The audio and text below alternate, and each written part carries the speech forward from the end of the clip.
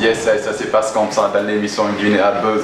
À la présentation, Salim Diané. Aujourd'hui, nous avons l'un des grands invités artistes urbains de la musique guinéenne. Vous les connaissez déjà, il a été plusieurs fois réclamé dans cette émission. C'est Sekouba Kolongi. Kolongi, bonjour. Bonjour mon frère. Merci d'avoir accepté de répondre à notre invitation. Plaisir, grand plaisir pour moi aussi. Bon, les gens disent c'est quoi? D'autres disent Kalongi, d'autres disent Kolongi. C'est Kolongi ou Kalongi? C'est Kolongi. Kolongi, ça veut dire quoi? Kolongi veut dire l'eau de pluie. Comment? L'eau de pluie, pourquoi vous avez choisi ce nom? Je préfère l'eau de pluie parce que pour le pluie, si c'est pas dans la bouche, donc pour m'avoir, c'est pas dans la bouche, Donc quand tu te laves avec ça aussi, tu te sens à l'aise. Donc lorsque tu écoutes mon son, tu te sens... C'est quoi votre nom à l'état civil? Mon nom c'est Cheikh Sekouba Kouma. Nous allons parler de votre biographie tout au long de cette émission, mais avant ça, j'ai appris que vous avez changé de style musical, d'identité culturelle. Pourquoi vous avez changé? Vous étiez dans R&B, hip-hop, tout ça, maintenant vous avez changé de style, pourquoi? Voilà, c'est normal, chacun doit avoir son style à lui-même. Oui. On peut faire tout ce qu'on veut, moi je suis un artiste de rôle music, c'est-à-dire je fais tout moi. Mais il faut aller voir quelque part où tu peux aller te placer. Voilà, lorsque tu serais vieux, en tout cas, on va pas continuer à faire ça. Voilà. Donc voilà, j'ai changé, je suis de l'Afro-Zig Mandin, car je suis le boss de l'Afro-Zig Mandin. J'ai été le premier à créer ça ici avant que voilà, Rafa. Voilà, ça c'était depuis 2016, 2015, lorsque je venais de faire mon album. J'avais un blanc qu'on appelait Jom qui était en France, qui m'a beaucoup aidé à voilà, avoir mon style propre à moi. Ok, faites-nous quelques extraits de votre nouvelle identité là, pour des millions de personnes.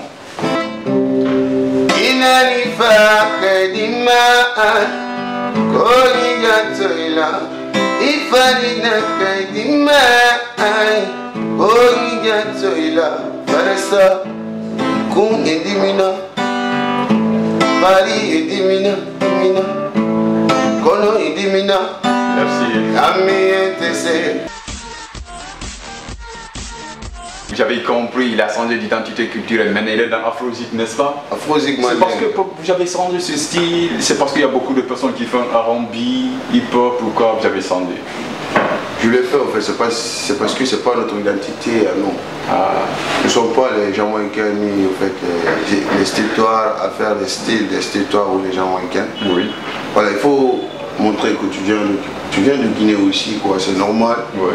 Car il ne faut pas chanter qu'on te dit que tu es Jamaïcain. Lorsqu'on a besoin de toi, comment est-ce qu'on peut aller te chercher? C'est au Jamaïque qu'on va aller te chercher. Tu as trouvé que tu es là à chanter ça. C'est ça. Mais ce n'est pas le problème de chanter le dance sur le reggae, faire tout.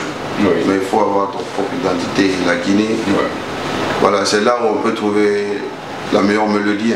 Ok. Et dites-nous comment vous avez cuisiné le son qui a beaucoup cartonné en dernier film. Bon. Un dernier fait a été créé par là, c'est parce qu'il faut avoir l'amour d'abord de ce que tu fais. Oui. Donc, il m'a fallu beaucoup de travail, j'ai travaillé avec beaucoup d'artistes, plein d'amis à la commune ici. Donc, pour le cuisiner, c'était pas facile. On a bien doublé l'effort pour qu'on y arrive là où on va. Donc, cuisiner ce morceau a été un plaisir pour moi, vous voyez. Voilà, c'était même pas dans l'album. Mais c'est grâce à les enfants qui blaguaient à chaque moment que nous on répétait. Voilà, m'ont donné beaucoup d'inspiration de chanter à l'Indergafé. Et lorsque j'ai commencé de chanter à l'Indergafé, ces enfants-là, ils se sont réunis beaucoup, mais venus me voir. Le son là, c'est dans l'album, tu vois. C'était pas dans l'album, mais je l'ai mis à cause des enfants. De deux jours après ça, vous avez fait combien de featuring? J'ai fait au moins 3 featuring. Avec les artistes, quels sont ces artistes? Les artistes guinéens, dans mon album qui doit venir bientôt, je fais les featuring au Sénégal, un peu partout. Avant votre album, parce que nous allons parler aussi de l'album. Avant mon album, j'ai chanté avec plein d'artistes, vous avez vu, comment dire, Natural Reggae Ministry. Natural Reggae, oui, oui. J'ai chanté avec eux, j'ai chanté avec Lil Kanté. C'est du compil ça ou quoi? C'est du compil, mais le compil est venu, c'est parce que je le veux. Ah, ok. Je l'ai composé ce son moi-même. J'ai cherché, c'est Rudim aussi à bien taper dans le studio. Voilà, j'ai ordonné d'appeler les artistes pour qu'on puisse se donner la main et puis faire quelque chose de lourd. Aujourd'hui, les gens se demandent Kolongi a combien de sons de nos jours du début de votre carrière jusqu'à maintenant? Oui. Ah, là, c'est trop dé. C'est trop dé. Bah, là où je suis assis, là, je suis mélangé vraiment. On n'est pas où. Vous avez combien de clips à votre actif? J'ai au moins 4 clips. Le 5e, tu dois venir dans une semaine. On est en train de clipper beaucoup de sons qu'on avait chantés, qu'on n'a pas fait le clip. Vous, en tant qu'artiste musicien, comme on vous dit la musique, ça veut dire quoi pour vous? Moi, la musique, c'est ma vie.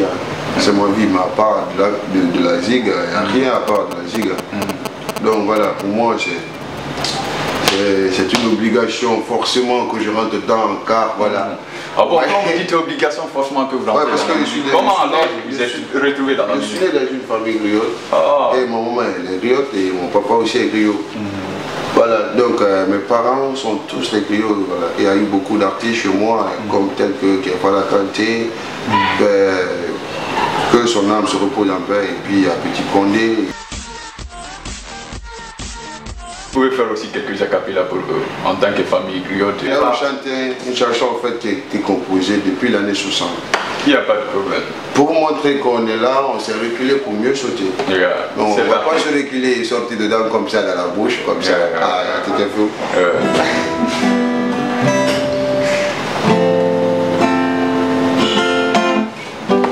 J'aime ça.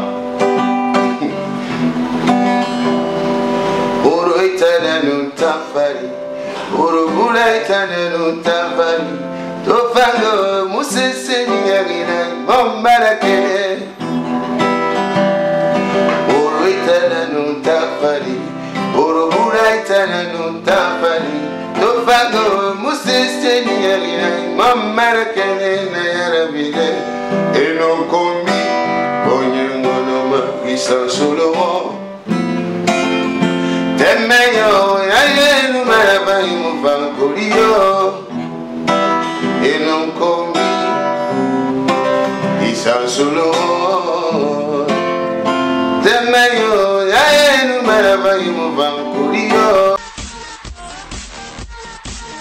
Nous sommes là avec ce bar Kolongi dans l'émission d'une à deux, ça se passe comme ça sur le site jkms.tv. Nous allons continuer avec vous. Kolongi, est-ce que de nos jours vous avez quelques projets?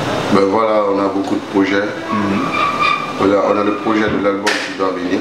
On prépare bien l'album. C'est pourquoi on était en Suède et au Sénégal. Voilà, c'était pour préparer l'album. En même temps, on était parti pour faire le festival. Donc, on s'est profité pour préparer bien l'album. Il y a les concerts qui se suivent. À part de l'album, je dois aller faire les featuring avec des artistes. Voilà. C'est calé, ben, à cause du confinement, je ne pourrais pas beaucoup parler pour ça, car personne ne bouge à l'heure actuelle.